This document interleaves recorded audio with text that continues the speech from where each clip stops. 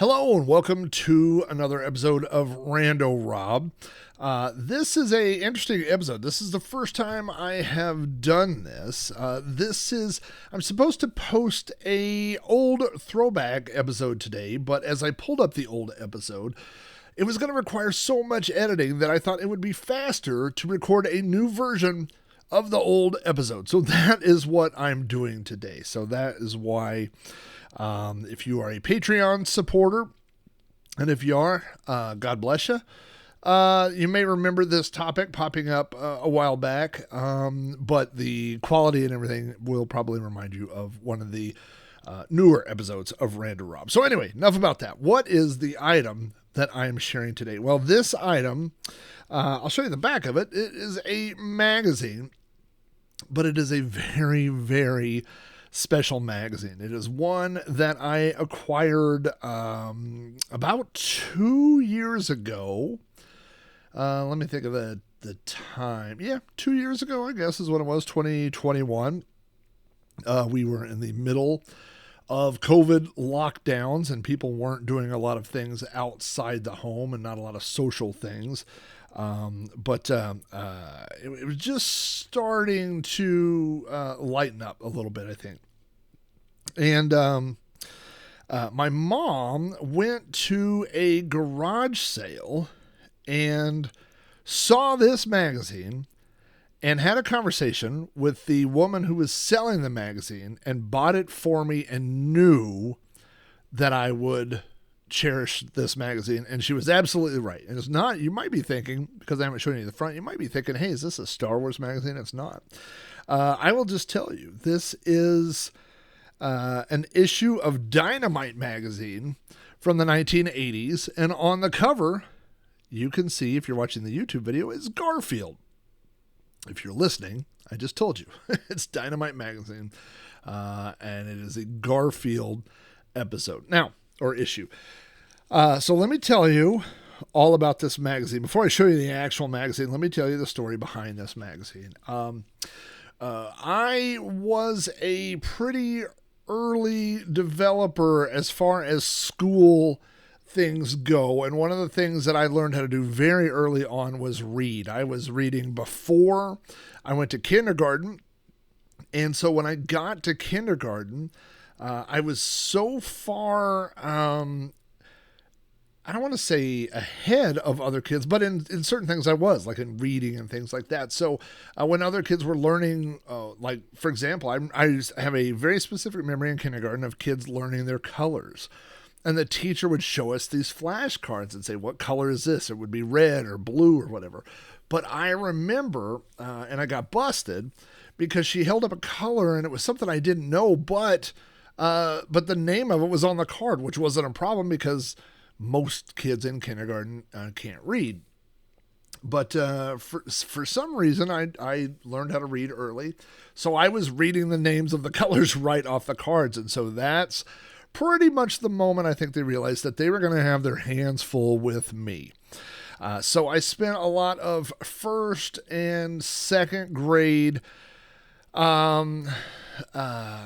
I think that my first and second grade teachers, both of whom are great people. My second grade teacher I'm friends with on Facebook, even today. And I think they recognized that I needed something more challenging than the curriculum that they had at the time. But the school system wasn't set up for that. And of course, one of my major complaints now as an adult is that the school system is mostly set up to teach to the bell curve, which is your 95 percentile, of kids. And so the kids that fall outside that spectrum, whether it's lower than that, the lower end of that spectrum or the higher end, sometimes just get lost in the shuffle, nowadays. And eventually, they in my school implemented the gifted program. And so starting in fourth grade is when our gifted program actually started. But I didn't have that up until that point. And then, of course, kids that are on the other end of that spectrum that need a little extra help, they have, when I was a kid, they call it learning disability school, special education. They may have other names for it today. I'm not familiar with what they are now, but I haven't kept up with that. But that's, what they, so people that need a little extra help reading or doing other things, they went to those classes. But by and large, the target audience was the middle of that, right? So in third grade, I had a teacher, and her name was Mrs. Estrada. And Mrs. Estrada, from the first day, took me under her wing. She recognized that I was going to be bored the entire year. I remember we got an assignment that we were supposed to do throughout the whole year. And it was a thing about it was like synonyms, antonyms, homonyms, and heteronyms, I think was the 4 categories. And each one was a thing that was supposed to be like 9 weeks worth of work. And I took it home the first weekend and did it over the first weekend and brought it home. So I had just done a year's worth of work over the first weekend of class. So now they did in third grade. Third graders in my elementary school, we did not have gifted. It only started in fourth grade, but they basically pulled me out of class and said, do something with this kid. He is bored out of his mind. And I was just reading everything and run through everything, and I'm sure I was a nightmare to deal with too, because I was always getting into stuff because I had already done everything. That would be the assignment. So anyway, my third grade teacher was Mrs. Estrada. My mom was a helping hand, and so my mom was friends with Mrs. Estrada. They became friends, and they got me into gifted that year so that I would have other stuff to do. But I always had a special place in my heart for Mrs. Estrada. She was assigned to me as a great school teacher is not, obviously it's somebody, I think all school teachers are good, but one that could just focus, find a kid, and if they need something extra or different and they served that kid, that you're just always going to have a connection. That's the connection that I had with Mrs. Estrada. You know what kind of books third graders read. Well, I was reading big books. And she had a copy of Tom Sawyer in her family, a hardback. And I don't know if it's not a first printing, but the copyright date on the inside of the book is 1912.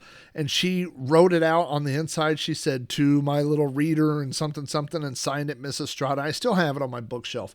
So it was those kind of things where she knew that I just needed something, that would hold my attention, So anyway, the other thing that you should know about Mrs. Estrada is she was a huge collector of Garfield memorabilia.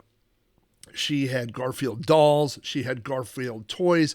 If you weren't there, all of a sudden in the early 1980s, Garfield exploded. I don't know when Garfield first came out, but all of a sudden, he was everywhere. He was on McDonald's glasses. They had tumblers that had Garfield on it. They had Garfield things that would stick onto your, spring-loaded. Little Garfield, his hands are spring-loaded. You could hang him on books. We had Garfield. I remember having a Garfield bookmark. They sold those Garfield things with suction cups that you put on the back window of your car. Garfield was everywhere. And Miss Estrada loved Garfield, and so her classroom looked like a Garfield store. There was just Garfield stuff everywhere. In fact, I remember later she moved from elementary school to the middle school, and I didn't have her again, but she taught 7th grade math. And there was a big thing because some of the kids took one of her favorite Garfield dolls and held it for ransom and had given her clues where to find it. And so it was a big story. And I think we even covered it in a school newspaper at the time. That's big news when you're in 7th grade. But anyway, Mrs. Estrada just loved Garfield. That was her thing. And she was a really special teacher to me. I have a lot of teachers that were good. I had some, all of us had teachers that we didn't click with or that we didn't like. But Mrs. Estrada was definitely one of those teachers that just adored me. And so in 2020, I think 2021, I think it was, my mom went to, it was a garage sale / estate sale. And she went in and she began talking to the woman who was running the sale. and she looked at some of the things, and I think she saw the name Estrada, and she said, "Are you related to the teacher, Mrs. Estrada?" And she said, "Yes, that's my mom." And unfortunately, Mrs. Estrada developed, I believe, I don't know medically, but either like dementia, Alzheimer's, something to that effect. And she was moving or had recently moved into a home type situation, and they were selling off her items and to sell her home. So my mom looked around, and that's when she saw this Dynamite magazine for the 1980s with Garfield on there. And so she picked this up with me in mind and said, of course, my mom knows that I like retro things and old stuff from the 80s. But I mean, what represents Mrs. Estrada more than a magazine with Garfield on it that came from her personal collection? So she brought this, my mom purchased this and brought it home and gave it to me. I will flip through the magazine just very briefly. If you're watching on video, I'll show you a couple things, but I'm going to read through the table of contents. And I should mention that Dynamite magazine, on the inside cover here, it says it's part of Scholastic Press. Now, if you were a kid in the 1980s, there was no better day on school. I mean, when I say that, I guess if you're a nerd, than the book sale date, right? And the book sale would come, and they would bring you. They had these. When I was a kid, they would have these pamphlets, and they would have all the books that were in them, and you would sign up. I want this book and this book, and you could also buy posters and things like that. And you could buy Dynamite magazine. It was made by Scholastic, and so then one day they would just come into class and be like, "Hey, here's your books," and I got choose your own adventure books and magazines and posters and all kinds of stuff like that. So I loved book day and all that. So anyway, I'm looking here on the table of contents. Let's see here. One says getting away from it all in space, and so there's a whole article here about it says astronaut space photos. Here's one about Santa Claus the movie. I believe this is 1985 is when this magazine was released. Of course, there's a whole interview with Garfield, and then the creator of Garfield. That's all that stuff's in here, Jim Davis. Talk to the Teens is an article that's in here. Now here's one. Behind the scenes of the Macy's Thanksgiving Day Parade. And it shows some of the balloons and stuff that were going to be in the parade. And then right in the middle, there's a fold-out mini Bruce Springsteen poster. So Bruce Springsteen, hot in 1985. We also have Mary Nitwit Nuttiness. Music memorabilia for millions. Maybe we'll take a look at that. Straight Talk and Meet Danny Pintaro. It says an interview. What does it say down here? An interview with the young star of Who's the Boss. So that's who that is. So anyway, as we flip through here, we can see, I'll show you a couple pictures. Here's the pictures of the interview with Jim Davis, and there's some pictures of Garfield. I've read this interview recently. It has it says some things like, "Hey, when are you going to stop doing Garfield?" He's like, "Never." Here is pictures that astronauts took in outer space. So there's some pictures of different planets and things like that. It's kind of a fun little thing to read, especially if you're a kid. Here's talking to teens. There's some questions and answers for teenagers. Here's the Macy's Thanksgiving Day Parade. Of course, on the front page of it, unsurprisingly, there is the Garfield float. So we've got a big picture of the Garfield float there. And on the next page, of course, there's lots of little factoids about Macy's Thanksgiving Day Parade. But we've got the Donald Duck float. Who else is on this page? I don't recognize who that is. I see Woody Woodpecker. There's some different floats that are on here. Let me show you that. Another thing is Scholastic Press. No shortage on the funding. This is a full color magazine. Everything here. Here's a thing that says, this is a funny article for kids. There are little cartoons in it. They're called Don't You Hate It? Here's one. Don't you hate it when you call your cat and all the neighbors' cats come instead of yours? That has never happened to me. Here's one. Don't you hate it when you can't open a jar? Don't you hate it when you're in a crowded elevator and a lady has a whole bottle of perfume on? Ay, ay, ay. Okay. What do we got here? This is, here's the gift gallery. There's some different things. Here's the Mickey Mouse matchup, a little puzzle thing. Here's the thing about Etch-a-Sketch. And then, ladies and gentlemen, control yourself here. Look at that. This is a full-out 2-page poster of Bruce Springsteen. I'm surprised that Miss Estrada did not take this out and hang it up. Who would not want a full-color poster of Bruce Springsteen on their wall? Here's a little thing about how to buy the perfect gift. Here's Santa Claus the movie. Here's some other goofy little articles, around the world facts, puzzles, things like that. What a fun magazine. And the best thing about this magazine, here's your Who's the Boss guy here, is that it's not like everybody had it, you know? So when you were a kid on book day and they would bring you your book and you got to look at the book, and then everybody else was like, can I read your book? You're like, no, you should have bought a book. So too bad for you. You don't get a copy of the book. Here is a thing about, there's like a little computer thing. That's pretty cool.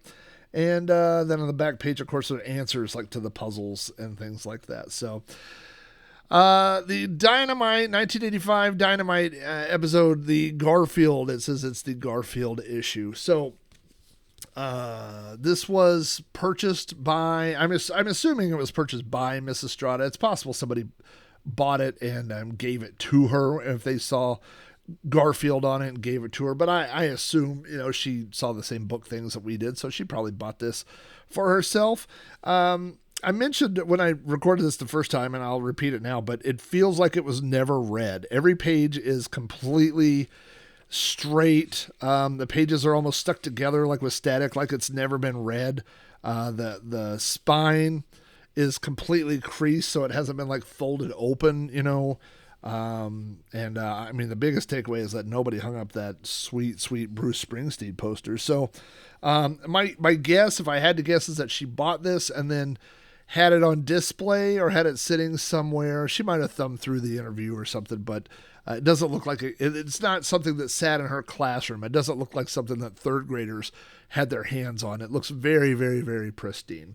But of course, to me, the value is not that it's pristine, that every corner is sharp, even though they are, and that it's perfectly, you know, in great condition. The value to me is that Miss Estrada owned it. And she loved Garfield and I loved Miss Estrada. And so now I have this magazine. Whenever I run across it, she is the first thing. More than Garfield, I will think of Miss Estrada. Unfortunately, I looked up and I heard through the grapevine that Miss Estrada passed away in 2022 at the age of 81. So age of 81 is pretty good.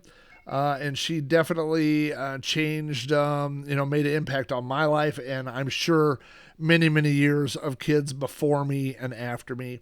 And of course, that was really, I mean, that's the year, it was 82, 83 is when I had her. So the year I had her was the year that E.T. came out. The year I had her was, all these things. We had just got an Apple computer and things like that. So there's all these things that were happening in my childhood at that same era that I had her that are all kind of tied into those feelings. So super special lady and super special magazine that I will hang on forever. So, hey, thanks for listening to this episode of Rando Rob. I'll be posting a new one, obviously, on Monday, and going through the back catalog and posting those as well throughout the week. So if you're enjoying this, drop me a line. My email address is robohara@robohara.com. Shoot me an email. Tell me maybe you've heard of something in my collection you'd like me to talk about. If there's a favorite thing that I've already talked about, let me know about it. Love to hear from you. Like, subscribe, do all that kind of stuff. if you subscribe, it's not to help the channel. It's so that you'll be notified when I post new things on YouTube. So you can do that. And obviously, if you want to get the audio version of this, you can subscribe to Rando Rob on iTunes or Apple Podcasts. It's on, I think a lot of the major feeds have it at this point. And if you need to find where the links to those are, you could go to podcast.robohara.com for all the information about all my different podcasts, not just Rando Rob. So, hey, thanks for listening, and I hope to, I was going to say I hope to hear from you soon, and I hope you hear from me soon. So there you go.